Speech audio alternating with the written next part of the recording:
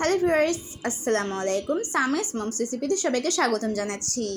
আজকের রেসিপি বাঙ্গির শরবত। আশা করছি সহজ রেসিপি সবার কাছে ভালো লাগবে। চলুন দেখে নিই। প্রথমে এখানে কিছু বাঙ্গি ছোট ছোট টুকরো করে কেটে নিয়েছি। তারপর বাঙ্গিগুলো ব্লেন্ডারে জগে নিয়ে নিচ্ছি। নেওয়া হলে দিব পরিমাণ মতো চিনি, স্বাদ মতো বিট লবণ, দিচ্ছি এক টুকরো লেবুর রস। লেবুর রসটা অবশ্যই দিবেন, খেতে ভালো লাগবে।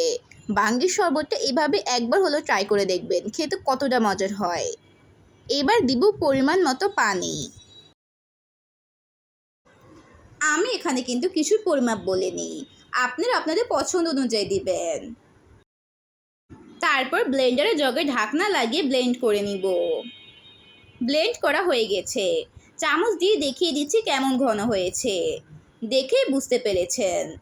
এবার গ্লাসে পরিবেশন করে নেব। আমার এখানে মোট 5 গ্লাস শরবত হয়েছে। শরবতটা দেখতে যেমন সুন্দর হয়েছে, খেতে অনেক টেস্ট হয়েছে। আমার দিনে এই সহজ রেসিপিটি চাইলে বানাতে পারেন। এরকম নিত্য নতুন রেসিপি পেতে চ্যানেলটি সাবস্ক্রাইব করবেন ও পেজ ফলো করবেন। আল্লাহ হাফেজ।